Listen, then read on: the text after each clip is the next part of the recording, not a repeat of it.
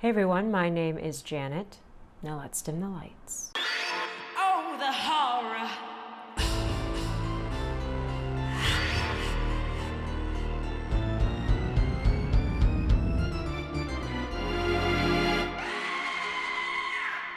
Hi guys, welcome back to my channel where we talk about all things spooky, uninviting, and downright horrific. As my usual disclaimer, I do not take myself seriously, and I really hope that you don't either. I'm just here to provide lighthearted, digestible reviews, and if you are looking for something a little bit more in depth, there are YouTube channels that do that. I'm just not one of them. I'm back. I know I've been a little bit quiet, but it's mostly just because the theaters have been a little bit dry lately in terms of horror movies. But of course, this month and next month are going to be very exciting, as they usually are. Although I will be honest, there isn't a whole lot coming out that I'm super stoked about. Well, that's not true. I am pretty excited for The Exorcist and Five Nights at Freddy's, but that's purely for nostalgia's sake. That being said, I am going to try to review as many movies as I can this spooky season. I will be traveling all of October, and I must be joking thinking that I can actually regularly put out reviews, but I'm gonna try. So I'm gonna bring my camera. Hopefully I can see some movies along the way and film some reviews. I'm gonna do my best because I don't wanna just be silent for the best month of the year. Also, if you're hearing any random noises in the background, it's because my cat is fucking with everything in the office, of course, while I'm filming. Minnie Moon, come here. Uh-oh.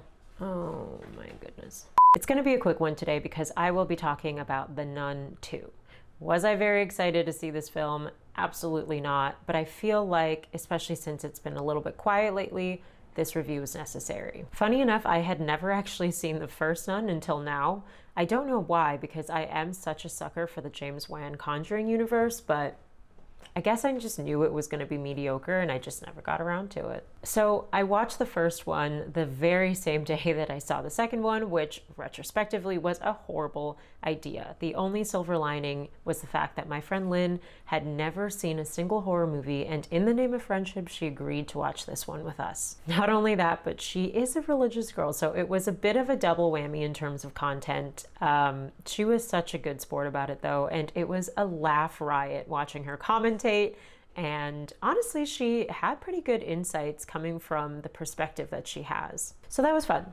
And honestly, the movie wasn't as bad as I was expecting it to be, but as I just mentioned, it was a terrible idea for me to go and then see The Nun II right after this, because all of the cliches and issues that I had with the first movie very much carried on and doubled into the second one. The Nun II is a 2023 supernatural horror film directed by Michael Chavez. It is the 9th installment in the Conjuring universe and features returning cast members from the first 2018 The Nun. The Nun II takes place in 1956, shortly after the first installment. After a recent slew of horrifying priest murders across Europe, it appears Valak may have returned to wreak the same havoc as she did years before. Much to her dismay, the Vatican once again calls on Sister Irene to banish the demon, this time for good. My initial thought was, I thought it was a very odd choice that they made a family, or more specifically, a 10-year-old girl, Sophie, the centerpiece of this film. Now, I know that children in horror films are like this, but this one was different. The story felt very wholesome, and at moments I genuinely forgot that I was watching an R-rated movie.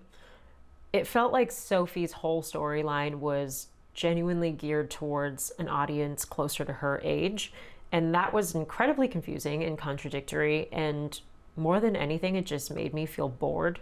Not to mention the fact that the scares in both installments of The Nun were so incredibly cliche, and honestly, it kind of surprised me that they subscribed to the exact same formula for the sequel, because it didn't even work for the first film. It just felt like I was rewatching the same film, and I know that that was exacerbated by the fact that I watched them back to back, and that's on me, but it truly felt like I was just watching one really long, boring, drawn-out movie. The biggest gripe I have with the film is the scares, and I will not even dignify them with the term jump scares, because never once did I jump. The film just has you staring down long, dark hallways for an endless amount of time, just waiting for Valak to pop up at the end, which she always does.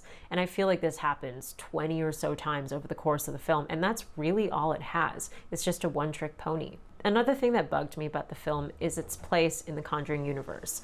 Now, if you've not seen the original Nun or any of the other Conjuring movies, this part might be a little bit confusing and spoilery, so I apologize. As we know, or you may not know, Maurice, aka Frenchie, who kind of is Sister Irene's love interest in the first film, but can't really be because she's a nun and she commits herself to her vows, he gets possessed at the end of the first film, saving Irene. And as you can probably tell based on the cast list of the second film, he does reprise his role as Frenchie, and lo and behold, he gets repossessed. I wouldn't really consider this a spoiler considering the fact that the film does lead you to understand this pretty early on in the film. But anyways, if you may recall, at the end of the first Nun in 2018, we see a clip of Lorraine and Ed Warren from the Conjuring universe performing an exorcism on Frenchie in the 1970s. So it was a flash forward. Not only that, but in the original 2013 Conjuring film, Ed and Lorraine are doing a lecture and they show this clip of Frenchie and they say that Maurice had a very troubled life with very little to live for and not even an exorcist could bring him back. So what does this mean? It leaves me with a lot of questions like,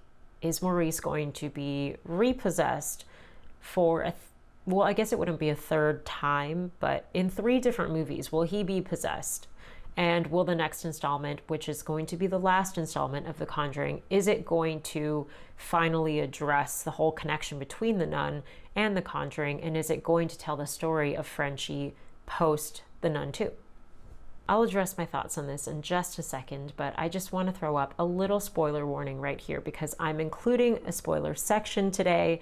There are just a few things that I need to address directly, so if you don't want anything ruined for you, skip ahead to this timestamp right here. So, the post-credit scene. I personally had no idea this was happening, and I did not stick around, so I missed it. And I can't really find a copy of it anywhere, but I do see a lot of just synopses of it, and it seems pretty short and sweet. Basically, Ed and Lorraine pick up the phone and Father Gordon's on the other end of the line asking for help with another case. I can only assume because they put this at the end of this film and that there are so many loose ends coming from this film that that case will be Frenchie's. This also leads to my biggest question, which is what the hell is the relationship between Lorraine Warren and Sister Irene?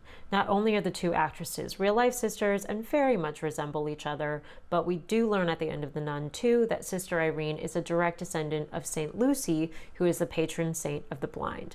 That kind of explains why she has these visions, and guess what? Lorraine Warren also has a similar ability. In a recent interview promoting The Nun II, director Michael Chavez responds to these claims by saying it's too much of a coincidence to have nearly identical sisters in the same movie. So that, to me, sounds like there will be some kind of resolution in this case in the next Conjuring film. Going back to the Nun II plot, what the hell is with the goat? In the film, there is a goat demon who slightly resembles Black Phillip, and he appears to be some kind of like evil sidekick to Valak, even though they're never actually in the same place at the same time. And somehow this goat demon is so powerful and threatening, but when he tries to get through a door held up by a group of 10-year-old girls, he's not able to do it.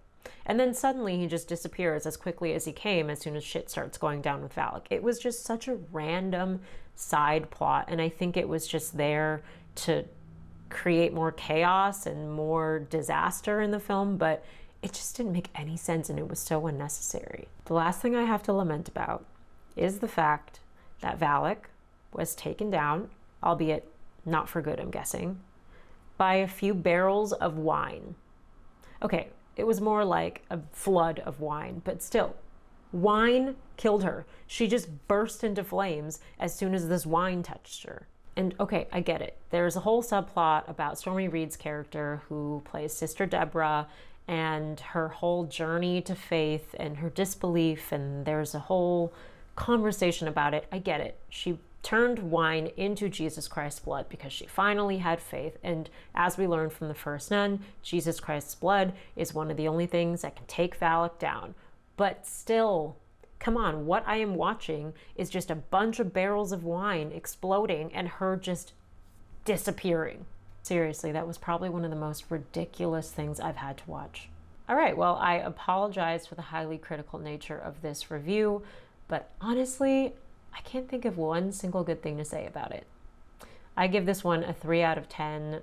probably would have gotten maybe one more point had I not watched the two films sequentially, but I am just speaking my truth. If you've stuck around this long, thank you for watching. Hopefully the next one will be a little bit more positive, but don't forget to like and subscribe if you liked it and you want to subscribe to it.